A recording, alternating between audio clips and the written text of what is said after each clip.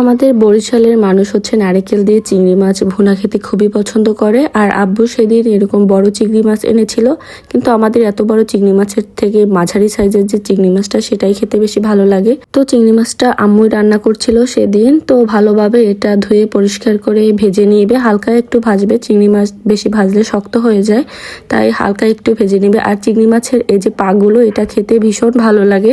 এরপর মাছটা ভাজা হয়ে গেলে তা রান্না করার জন্য মশলাটাকে কষিয়ে নিবে। এটা হচ্ছে পেঁয়াজটা ভালোভাবে ভেজে তার মধ্যে নারকেল বাটা দিয়ে দিয়েছে। এরপর লবণ, হলুদ, মরিচের গুঁড়া দিয়ে সামান্য একটু পানি দিয়ে মশলাটাকে কষিয়ে নিতে হবে।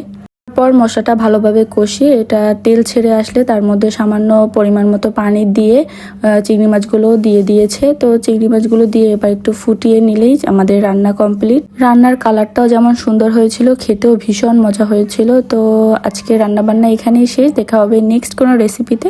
অবশ্যই পেজটাকে সবাই ফলো করে দিবেন।